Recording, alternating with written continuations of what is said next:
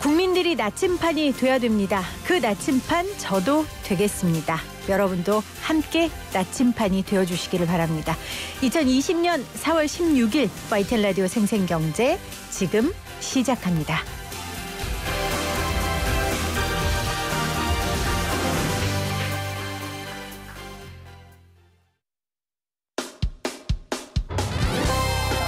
쉬운 경제, 살아있는 경제, 우리 집 경제 이야기, YTN 라디오 생생경제.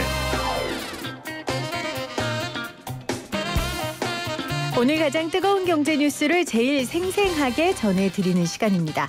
21대 국회에 경제 전문가가 어떤 사람들이 들어갔는지, 이번 결과로 경제 정책은 어떤 방향으로 가는지 등등 21대 국회의원 선거를 경제적 전지 시점에서 살펴보겠습니다. 서울대 박상인 교수 나오셨어요. 교수님 어서 오세요. 네, 안녕하세요. 몇 시까지 보셨어요? 개표 방송. 저는 한 12시 정도 보고 잤습니다. 아, 그래요? 네.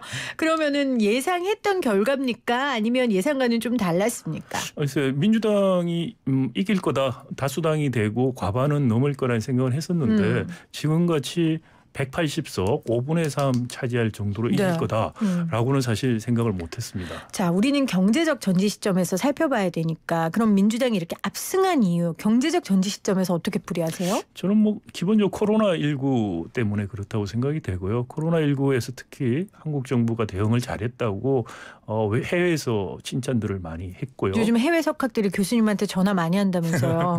네, 한국 모범 사례에 대해서 어떤 건지에 대해서 좀 궁금해하고 한국은 또 이제 경제 정책 어떻게 대응하고 있는가에 대해서 외국인들이 굉장히 관심들을 많이 가지고 있는 것 같습니다. 자, 코로나19의 선방. 코로나19 선방이라는 것이 결국은 결집시키는 효과.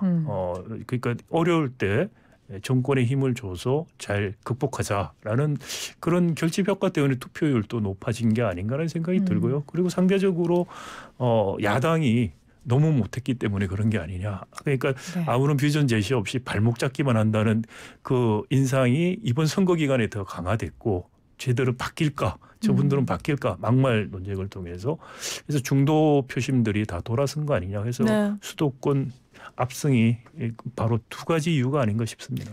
사실 야당은 경제 심판론을 굉장히 내세웠잖아요. 그럼 그거 역시 유권자들에게 설득력이 없었던 프레임이었을까요? 경제 실정이라는 자체가 크게 선거 쟁점화가 되지 못했었어요. 만약에 코로나19가 없었더라면은 경제 문제가 굉장한 쟁점이 저는 됐을 거라고 생각이 되는데, 코로나19가 터지면서 이제 민주당이 선거 전략이 다 국난 극복, 코로나19 국난 극복이라는 식으로 가져갔고요. 거기에 대해서 야당인 미래통합당은 제대로 된 정책 또는 그 선거 대책이 없었다라는 생각이 들어요. 우왕좌왕했다라는 생각이 들고요. 그리고 경제 부분도 역시 지금 다 나빠졌으니까 전 세계가 상대적으로 우리만 나빠진 게 아닌 게 되니까요. 상대적으로 주목도도 떨어졌었다라는 생각이 듭니다. 자, 총선 결과에 대한 총평을 경제적 전지 시점에서 우리 박상인 교수가 해주셨고요. 구체적으로 좀 살펴보죠. 이번 21대 국회의원에 당선된 인물들 중에서 경제 측면에서 전문가 혹은 두각을 나타낼 만한 인물들이 있다면 어떤 분들을 꼽으시겠어요? 사실 이번에 비례대표 선출 방식이 달라지면서 과거에는 경제 전문가들이 비례대표로 각 당에 많이 영입이 됐었는데, 이번에는 사실 비례대표에서 경제 전문가 영입이 거의 잘 이루어지지 않았습니다. 네, 그렇기 때문에 사실은 눈에 띄는 이런 말씀을 질문을 주신 이유도 눈에 안 띄기 때문에 그런 말씀하신 것 같고요. 미래통합당 쪽에서는 윤창현 교수, 시립대 교수가 경제 전문가로 비례대표, 위성정당 비례대표로 아마 당선되셨을 것 같은데요. 그분이 계신 것 같고, 그리고 이제 민주당 쪽은 비례대표 쪽에서 경제 전문가라고 할 만한 분은 잘 없어 보이고요. 기본소득 관련된 분이 2번인가 받지 않았어요? 네, 그렇죠. 근데 경제 전문가라고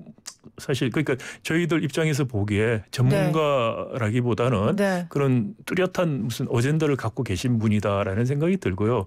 전문가라고 흔히 이야기하는 범주는 조금 다르다라는 생각이 들고요. 그러니까 이제 교수님 말씀은 그동안은 비례대표의 전문직들이 많이 들어갔는데 이번에 선거법이 바뀌면서 사실 비례대표의 시민단체들이 굉장히 많이 들어갔잖아요. 민주당 네. 같은 경우도 그러니까 아까 기본소득도 뭐 교수로서 정책을 내세우는 사람이라기보다는 용혜원 씨인가 제가 그렇게 네, 기억하는데 아마 아젠다를 제시하는 그런 좀 시민단체의 네. 사람으로 들어간 것 같다라는 말씀을 하셨어요. 그럼 선출직 중에서는요? 네, 선출직은 뭐 눈에 띄는 사람이 아무래도 이용우 카뱅 네. 대표신데요. 금융 전문가로 쭉 활동하셨던 분이고요. 그래서 이분이 이제 영입된 인사인데 비례가 아닌 지역구로 가서 이번에 당선이 됐다고 생각이 될 수 있고요. 그다음 뭐 아주 논란이 많이 지금 있는 분이긴 한데 인천공항공사 사장 지내신 정일련 당선인 그리고 대구시에서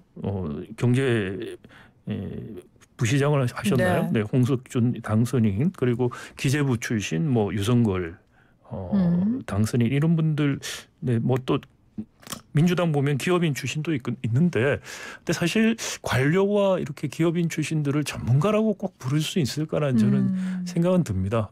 과거에 사실 경제 전문가라고 했을 때 교수 아니면은 주로 관료 출신들을 많이 영입했었는데 그분들이 사실 전문가로서 제대로 된 활동을 했던 분들은 그래도 소수예요. 그러니까 과거보다도 숫자도 적은 데다가 또 면면을 봤을 때 경제 측면에서 봤을 때는 네. 국회 이번에 의원들의 전문성이 떨어지지 않을까라는 우려가 있고요. 단지 의원 개개인의 이런 부분들은 보좌진이나 또는 지금 제대로 역할을 못하고 있는 각 당의 연구소들이 있죠. 여의도 연구소, 민주연구원 이렇게 있는데 연구원들이 사실은 그 기능을 해줘야 돼요. 맞습니다. 네. 근데 그게 정상적인 것이고요. 근데 좀 앞으로 개별 전문가 영입에 의존하는 전문가 영입 방식보다는 연구원들, 탱크가 정말 탱크가 제대로 역할을 할 수 있는 네.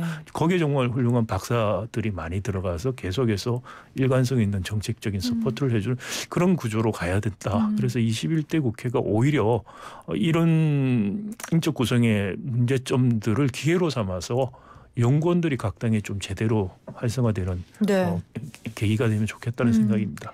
그 전인 전문가가 꼭 교수냐 이건 저는 뭐 아니라고 생각을 해요. 그러니까 교수로서 정책을 내고 또 사업하시는 분들은 현장에서 또 어려움을 실감하고 소상공인도 저는 전문가가 될 수 있고 근데 이 모든 게 어우러져야 되는데 말씀하신 대로 그동안 교수 출신의 경제 국회의원들이 제가 보기에 큰 역할을 좀 못 해주셨고 네. 그러다 보니까 지금은 교수 출신 연구인 출신의 전문가보다는 현장 필드에서 목소리를 냈던 그런 경제 관련자들 전문가들이 들어간 게 아닌가. 그리고 참 선출직으로 영입됐지만 선출직으로 가던 윤희숙 당선인 KDI 국제대학원 교수 출신도 있으시네요. 네. 네. 그리고 저는 그 이강래 후보 한국도로공사 사장 저는 사실은 이제 노동자 측면에서 인터뷰를 진행하면서 이분에 대한 아쉬운 얘기를 굉장히 많이 들었는데 사실 남원에서 이강래 후보라면 민주당 후보라면 가능성이 큰데 이번에 또 낙선을 했어요. 떨어졌어요. 저도 이것도 좀 눈에 띄더라고요. 네. 유일하게 호남에서 사실 민주당 후보로서 낙선을 했고요. 그 도로공사 비정규직 문제 때문에 굉장히 사회적 지탄을 받으셨고 그런 분을 사실 민주당에서 공천했다는 것 자체가 사실 무리한 공천이었다. 그 결과가 지금 선거 결과로 나타난 것이 아닌가 싶습니다. 네, 자 후보들 그리고 당선자들의 면면을 좀 살펴봤고요. 경제 이슈에 따라 승패가 달린 곳들은 좀 의미하는 바가 커서 좀 볼게요. 먼저 세금 그중에서도 종합부동산세의 영향을 받는 곳들의 표심은 어떻게 움직였나. 강남, 송파, 서초, 용산, 분당 일단 비싼 아파트들 집들 많고요. 미래한국당이 다 가져갔죠. 네. 어떻게 분석해야 될까요? 글쎄요. 여기 뭐 사실 강남권에 가서 이낙연 당선인이 그 종부세 인하를 하겠다는 이야기까지 했었는데 사실 별 소용이 없었죠. 저는 이게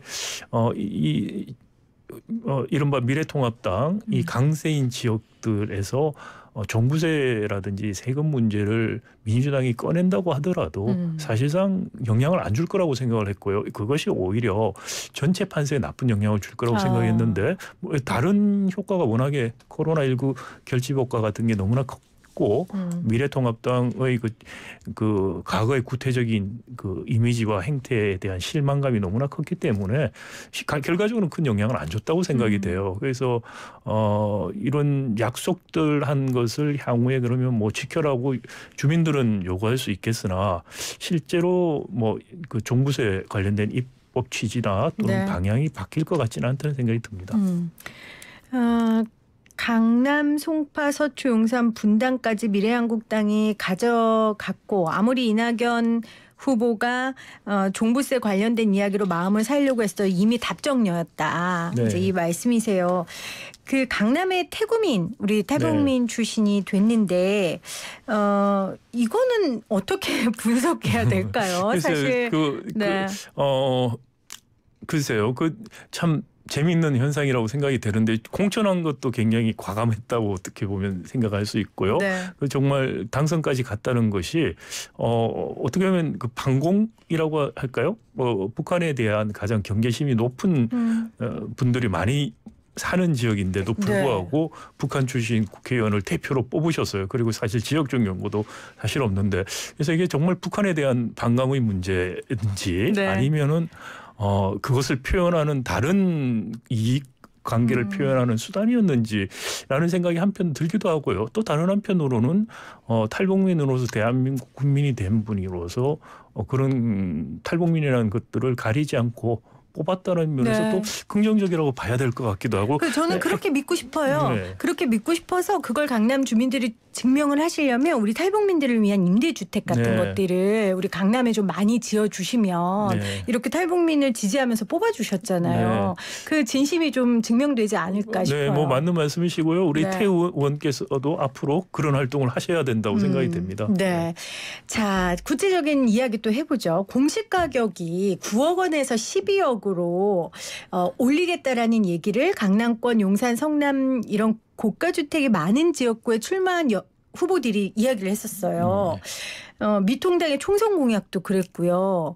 근데 이게 당선자들이 여기 당선됐다 해도 사실 지금 뭐 여당이 워낙 크니까 이게 가능할까요? 그래서 바뀌기는 어려울 거라는 생각은 들고요. 그다음에 미통당이 만약에 이 지역구에서 당선된 게 이런 공약 때문이라고 생각하면 저는 오산이라고 생각합니다. 그 공약을 내든 안 내든 당선될 지역에서 그냥 당선됐다고 생각이 되고요. 지금 계속해서 상황에 대한 오판을 거듭하면서 사실 자책골을 많이 넣어왔지 않습니까? 이런 것도 마찬가지로 생각이 됩니다. 이번을 계기로 해서 건전한 야당이 사실 있어야 되는데 국민들이 바라는 건전한 야당의 상을 전혀 보여주지 못했었고 정책 대안 제시하는 것보다 발목 잡기만 했었고 구태를 못 버렸다는 거. 이런 뼈저린 자기 반성과 정말 이른바 환골탈태하지 않으면은 미래통합당의 미래는 없지 않느냐. 라는 생각이 들고요. 다만 이제 걱정이 되는 것은 내부적으로 보면은 당선된 분들이 굉장히 완고한 보수들, 뭐 극우라고 할 수 있는 성향들 분들이 훨씬 많아요. 그러니까 그분들이 정말 그것 때문에 서울 경기에서 자패를 했는데 어떻게 보면 그걸 포용하고 당이 바뀌는 환골탈태하는 아픔을 받아들일 것인지 그게 앞으로 이제 미래통합당의 미래를 결정짓는데 굉장히 중요하고 그것이 결국은 민주당이나 정부가 어떤 식으로 정책을 할 건가에도 굉장히 영향을 미치게 되고 왜냐하면 그게 궁극적으로 다음 대선에서 유권자들 선택에 영향을 준다는 것을 정치권들이 계산을 하기 때문이겠죠. 교수님이 정책 때문에 된 건 아닐 거다. 미래통합당이 얘기하신 거에 저도 일정 부분 동의하는 게 이해운 의원이나 김연아 의원 같은 경우에는 사실 부동산 정책에 관해서 명료했었던 분들인데 사실 패했어요. 그리고 미래통합당 의원들이 된 분들은 이제 지역으로 굉장히 분류가 됐고요. 그래서 그 말에 어느 정도 동의는 하는데 사실 박사인 교수님은 진보경제학자지만 진보에 대해서 날카로운 비판을 아주 많이 하시기로 유명하시니까 민주당 이야기도 좀 해주세요. 민주당이 이겼지만 사실 민주당이 과연 진보라 할 수 있을까? 저는 그런 문제의식을 늘 갖고 있거든요. 그렇습니다. 저는 민주당이 드디어 정체성을 드러낼 수밖에 없는 상황이 됐다고 생각해요. 180석을 가졌습니다. 네. 5호 세력하고 합치면 뭐 190까지 지금 생각할 수 있는데 야당이 발목을 잡아서 개혁적인 입법을 못했다고 지금까지 이야기했는데 네. 더 이상 그런 변명은 통하지 않는다는 것이고 정말 민주당이 지향하는 것이 뭔지를 보여줘야 되고 야당의 실점에 기대서 가는 정치 또는 선거 전략도 더 이상 유효하지 않다는 것이죠. 그래서 그런 면에서 어떻게 보면 민주당도 상당한 위기라고 저는 생각해요. 제대로 그러니까 모든 책임을 어떻게 보면 지금은 민주당이 다 짊어져야 되는 상황이 그렇죠. 됐죠. 그 야당 탓하기 어렵게 됐다는 거죠. 자, 그런 측면에서 민주당이 자기 자신을 성찰할 필요가 있다.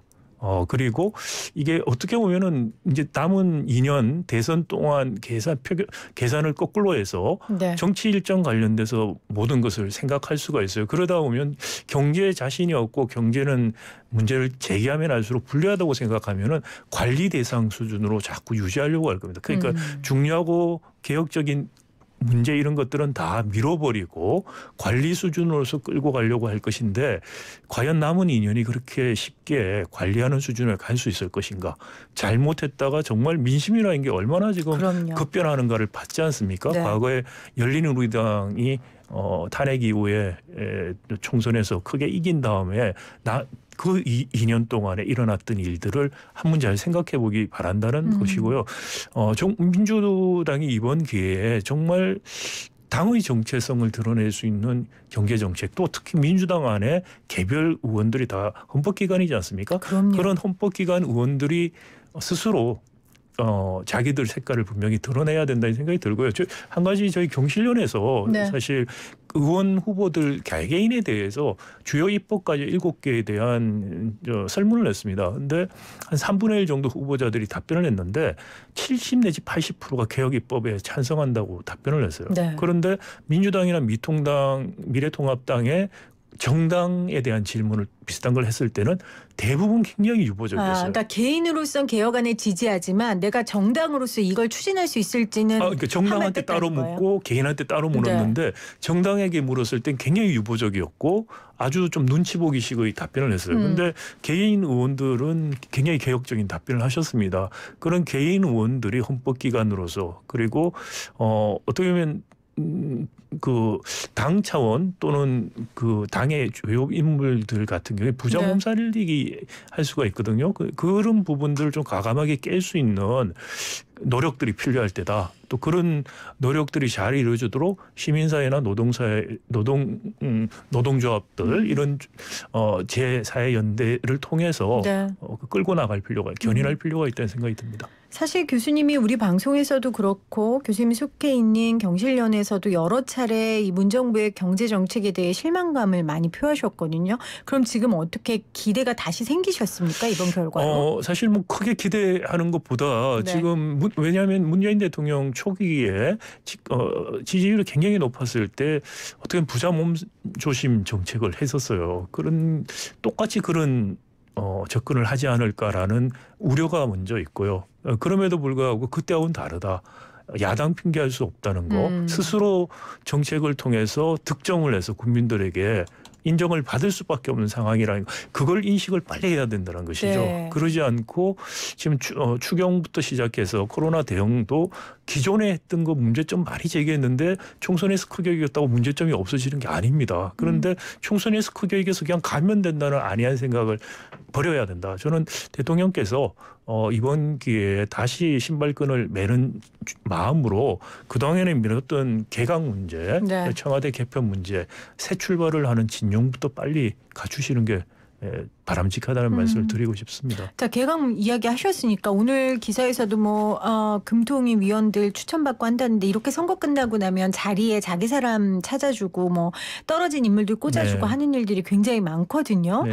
어떻게 해야 됩니까? 그거 참 조심해야 되죠. 그게 이제 자만해서 그런 일들이 벌어지다면은 조금씩 민주당이라고 다른 게 없다는 생각들을 사람들이 하기 시작할 거고요. 그러면 더 무서워요. 그렇죠. 금통위원들 같은 경우 고도의 전문성이 필요한데 만약에 선거 떨어진 사람에 대한 자리 보존 또는 경력 관리식 그런 식의 인선을 하면은 더 이상 그 핑계 댈 것이 없다는 거죠. 과거에는 야당 핑계 계속 됐었는데 그럴 수 없다는 거.